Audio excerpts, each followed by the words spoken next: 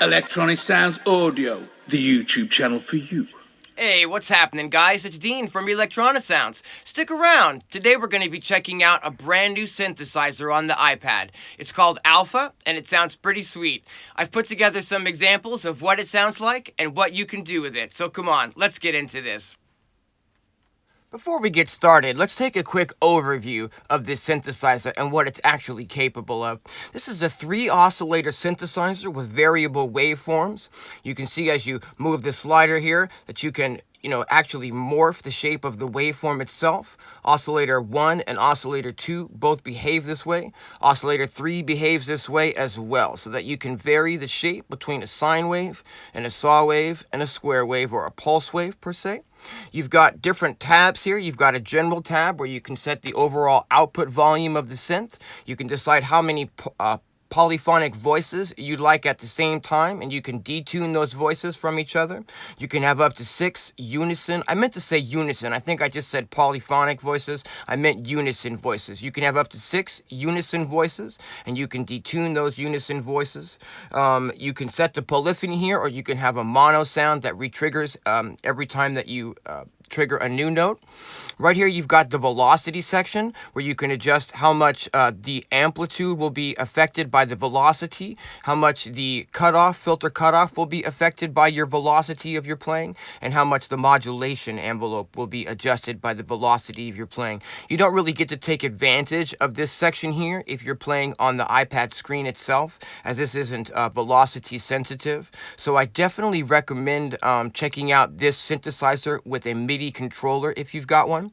We've also got a pretty robust arpeggiator built in. Back to the oscillators tab, we can adjust the envelope of these oscillators.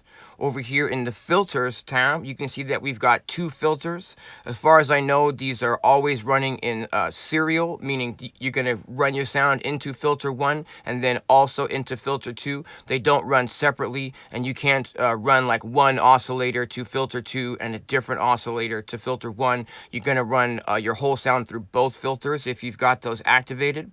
You could adjust the amount of envelope to the filters, and you can adjust your filter envelope right here. This is also a pretty neat feature here. You've got a pre-drive where you can crank up the decibels up to 36 extra decibels of input before your sound hits these filters, and that's really handy for getting some pretty serious driven sounds here. Over here in the modulations tab, we've got 2 LFOs, and we've got an envelope for the modulation. You can set these LFOs to either be free running or to sync with your beat from 4 to 1 up to 1 32nd note, from 4 bars rather, up to 1 32nd note. Over in the motion tab, we have this really special motion sequencer, and I'm going to get into this just a little bit later, but this is definitely one of the standout features of this synthesizer, and it allows you to sort of create some rhythmic patterns and rhythmic variations here using the little sliders, and then assign those to targets of your choice, such as pitch or oscillator modulation, the oscillator mix level, the filter cutoff, etc., etc. So you can get some pretty neat rhythmic stuff happening in your patches as well. Back over here, the last tab, we have the effects tab, where we have a pretty solid and robust drive section for adding some extra gain and distortion to the sound. We've got a crusher, so you can get some bit crushing if you want to get like some nasty distorted or maybe some 8-bit chip tune type sounds. We've got a tremolo setting, which is really nice and I find super handy. You can dial this in with an amount setting, so you can get really extreme tremolo stuff, or you can get really subtle, very gentle, like in the background of a pad, just a little bit of extra movement per se. Really neat little tremolo. You've got a delay here, which is a really robust delay system. You've got your feedback and your mix, and what I really like about this is the ability to run this high pass filter. And what this does is it removes low frequencies from entering the delay effect so that you don't get a big muddy sound. You can adjust this to your taste. So if you want some lows to come through in that delay, that's completely up to you. You've got a stereo width here. We've got ping pong, really fantastic delay.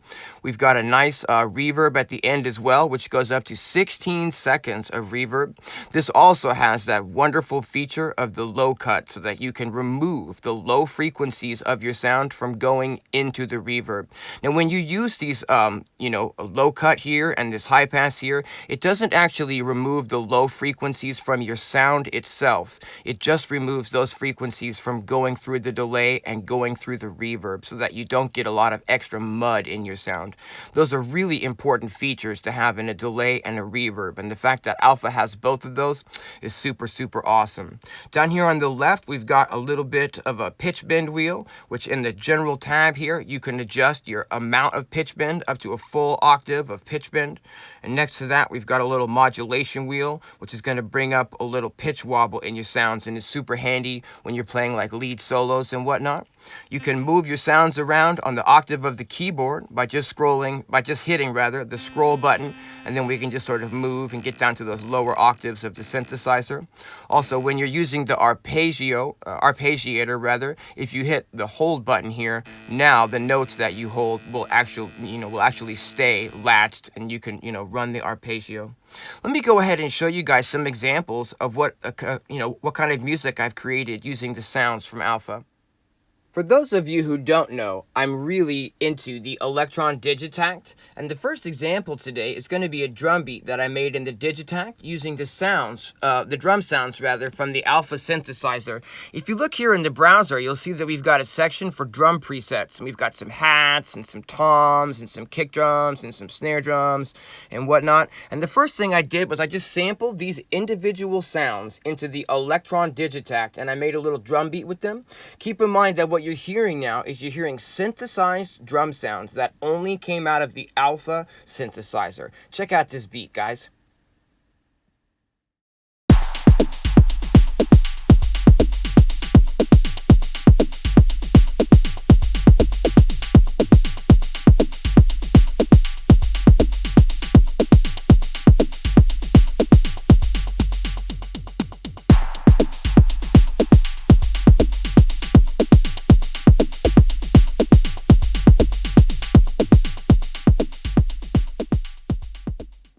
Next up, I wanted to create like a lo-fi chill out study beat kind of a groove. And what I did was I went ahead and sampled some really sweet chords out of Alpha into Ableton here. And I chopped up a little funky drum beat. And here's what we've got, guys. Let's check this out.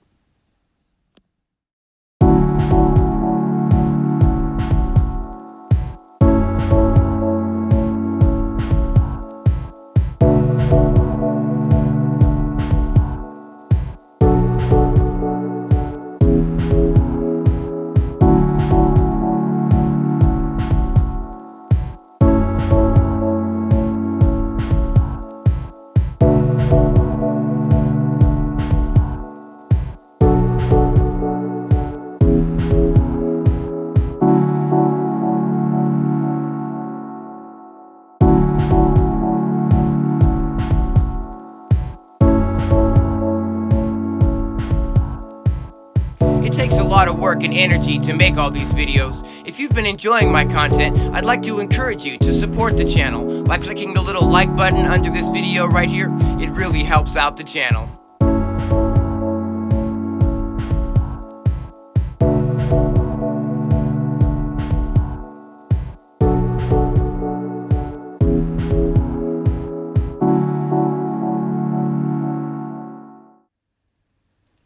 Next up, I wanted to experiment with Alpha in real time inside of Beatmaker 3, so I loaded, I think, 3 total instances of Alpha inside of this session, put it together with some drum tracks, and created this groove. Let's check this one out.